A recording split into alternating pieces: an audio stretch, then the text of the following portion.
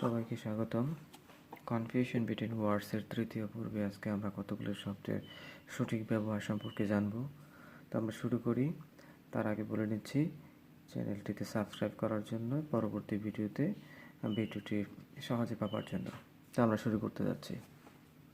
Hot এবং worm শব্দ দুটির অর্থ সাধারণভাবে গরম। সিনোনিমাস বা সমার্থক অর্থে সাধারণত আমরা ইউজ করি, তবে পার্থক্য আছে সূক্ষ্ম। প্রথম হচ্ছে hot.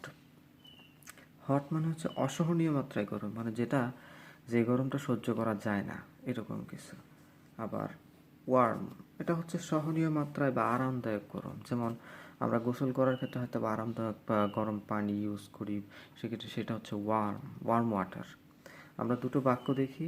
The tea cup is too warm or hot to touch. এখন হয় ওয়ার্ম দিতে হবে না তো হট দিতে হবে।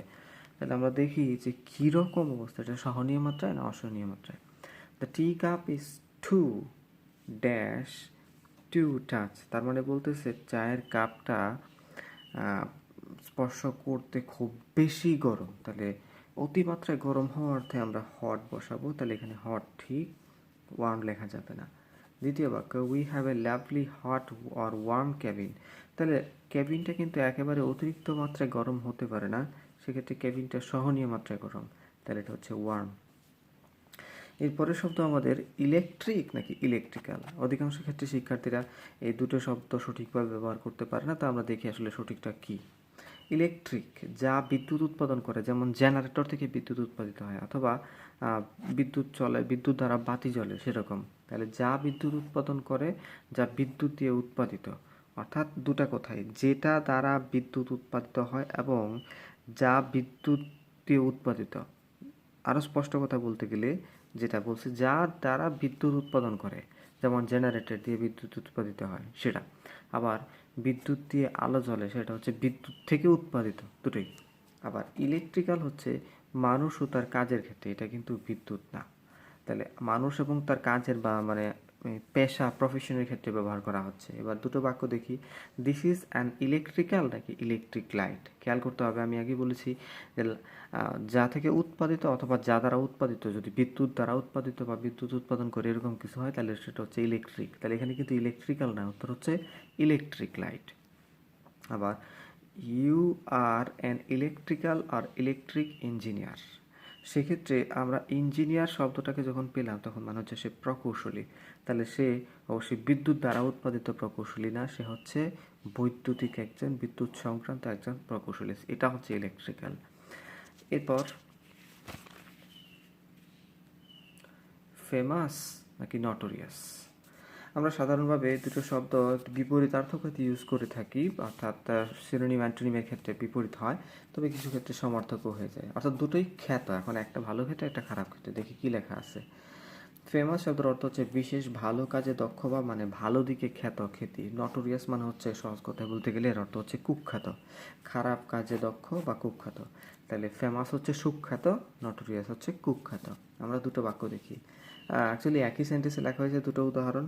হি is a famous or notorious poet but a famous or notorious drunkard. আমরা দুটো শব্দ ব্যবহার করেছি, যে সে হচ্ছে একজন কবি, কবি সাধারণত বিখ্যাত হয়।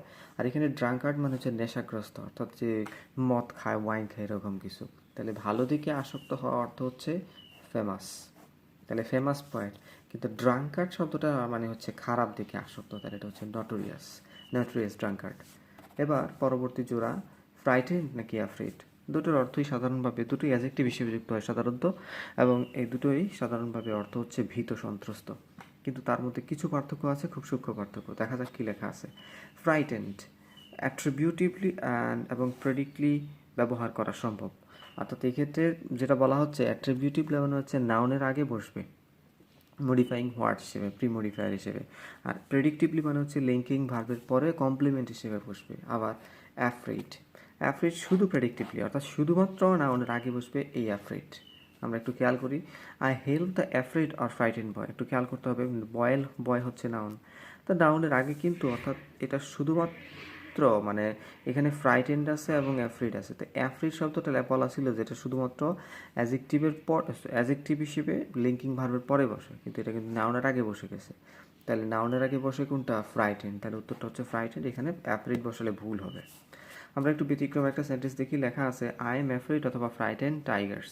এখানে কিন্তু দুটো সেন্টেন্সই ঠিক, কারণ হচ্ছে অ্যাফ্রেড সাধারণত এই কমপ্লিমেন্ট হিসেবে বসে, ঠিক আছে, বসলো। আবার এই ফ্রাইটেন্ড শব্দটা কমপ্লিমেন্ট হিসেবে বসতে পারে অথবা নাউনের আগেও বসতে পারে।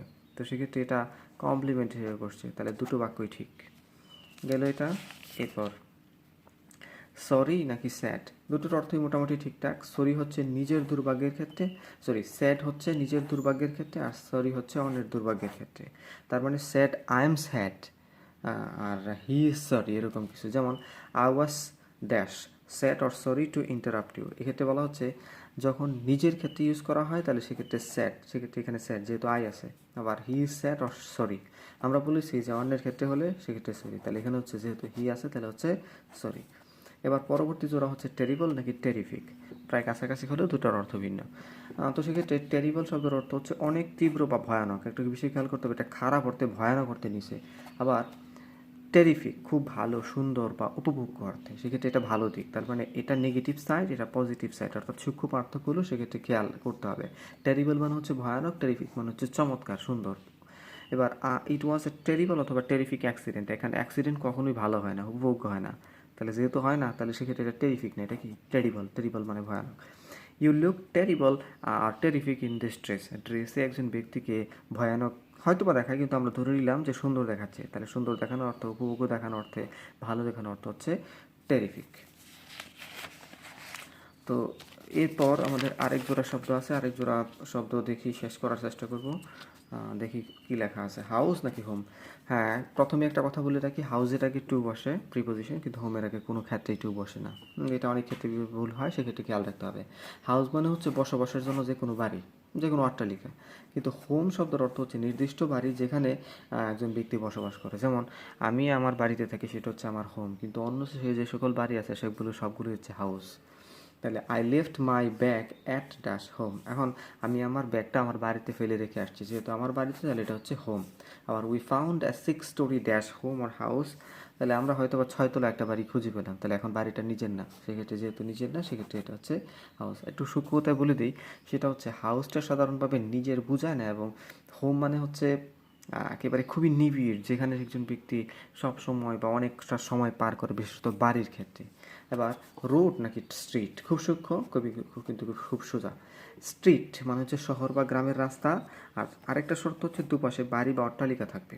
অর্থাৎ স্ট্রিটের ক্ষেত্রে একটা রাস্তা যাবে, এবং রাস্তা এটা শহরে হতে পারে, গ্রামে হতে পারে, দুক্ষেত্রেই, এবং রাস্তার দুপাশে বা এক পাশে বাড়ি থাকবে, বিল্ডিং থাকবে ইত্যাদি। আর রোড মানে হচ্ছে এক শহর থেকে অন্য শহরে। তাহলে একটু সহজ কথায় বলতে গেলে, যেমন আমরা হয়তো বা ঢাকা থেকে নরসিংদী, নরসিংদী থেকে ঢাকা বা অন্য কোনো জায়গায় যায়, সেক্ষেত্রে এটা যেরকম বড় রাস্তা, অর্থাৎ একটা শহর থেকে আরেকটা শহর কানেক্ট করে, সেটা হচ্ছে রোড। আর যেটা বলা হচ্ছে যে একটা এলাকার ভিতরে ছোট্ট একটা রাস্তা, যে মানে আঞ্চলিক সড়ক, যেমন বিশেষত শহর বা গ্রামে, সেটার ক্ষেত্রে স্ট্রিট। আমরা এখানে খেয়াল করি the roads or streets of Narsingdi are narrow, তা বলতেছে নরসিংদীর রাস্তাগুলো খুব সরু, তাহলে সরু অর্থে যেহেতু নরসিংদীর রাস্তা বলা হচ্ছে, তাহলে উত্তর হচ্ছে স্ট্রিটস। আবার this road or street leads to Dhaka, অর্থাৎ বলতেছে এই রাস্তাটা ঢাকার দিকে যায়, অর্থাৎ ঢাকায় গিয়েছে, তাহলে সেক্ষেত্রে এটা হচ্ছে রোড। তো আশা করি বোঝা গেছে। পরবর্তী ক্লাসে আমরা আরও বিস্তারিত আলোচনা করব। সেই পর্যন্ত এখানেই বিদায়। আর সবাই সাবস্ক্রাইব বাটনে ক্লিক করুন যাতে পরবর্তী ভিডিও পেতে সুবিধা হয়। ধন্যবাদ।